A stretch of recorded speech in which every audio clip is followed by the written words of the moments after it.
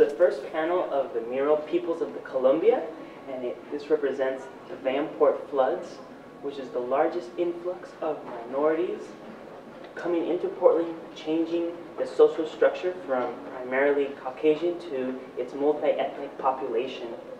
This is the second panel, and it is about Celilo Falls. This Madonna and Child represents a protector of workers, the natural environment. I painted the flow of water to emphasize the waterfalls that are now submerged, and I'm showing the sky transitioning from clouds to underwater surface as like a metaphor or a surrealist depiction to show that this place is now underwater. Juxtaposition between two different ways of harvesting lumber. The first is the pioneers who cut down the largest old-growth trees, and I'm showing them cutting down a tree which kills it. And it's painted in a monochromatic sort of way to define a specific historic time. This, in contrast, is an ancient way that Native Americans were able to pull cedar bark and even use simple tools to take out lumber. They would not circumscribe around the tree, allowing the tree to heal itself for the school of social work and trying to contrast two groups of people and two different values and how we need to coexist. So in Baudrillard's essay, The Hell of the Same, he talked about how reproductive organs were no longer necessary. And so in my clones of myself, I took out all the reproductive organs, including the belly button, my chestal region, and then my lower region, my 3 clones. Primping, which is now a tradition that is no longer necessary in the age of clones, because the reason for primping is for the, I guess, a heightened attraction level. Seeing myself doubled didn't really, I guess, bother me all that much because I'm wildly fascinated with science and cloning.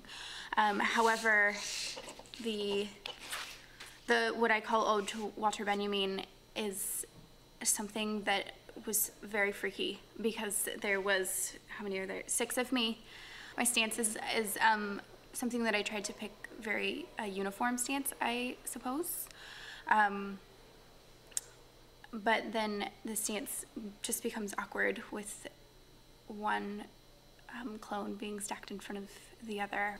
Also, the nature of using photography, you can take a single image and reprint it over and over and over again, and that relates back to the aura of what Benjamin was talking about, and then how Baudrillard related that to the aura of the human being, and how that's lost in cloning. It's based off of a couple pieces of theory. One is Heinrich von Kleist's On the Marionette Theater, and the other is Jean Baudrillard's The Hell of the Same. It stemmed mostly from Heinrich von Kleist's essay because of the fact that he posits the marionette puppet as the arbiter of perfect grace. It's completely unconscious and unaware of itself, and its movement is the limitations of its construction and of gravity. And so I've been kind of wanting to find the same grace in animation and, you know, really get at that enchantment that moving images can have. It relates to Baudrillard's piece is, well, in that piece he talks a lot about how you need very little of something to clone it, to duplicate it infinitely, and that really translated to animation for me because you really only need a certain amount of keyframes in order to make a really, almost an infinite amount of movement.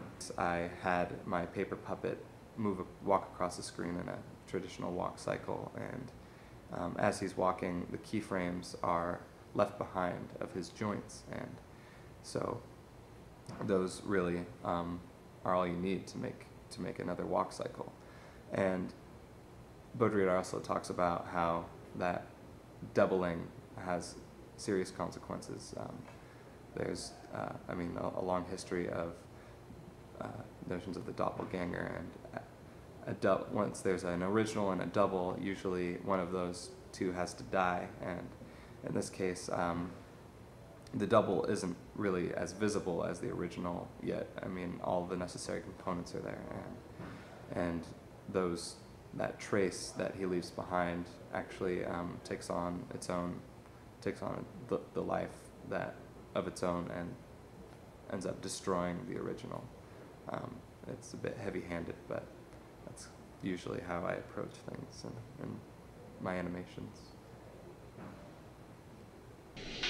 What is theory? Yeah. Thinking, coming up with ideas. Theory is, what's your opinion about things? Come to some conclusions.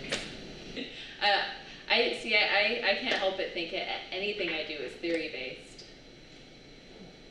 How so?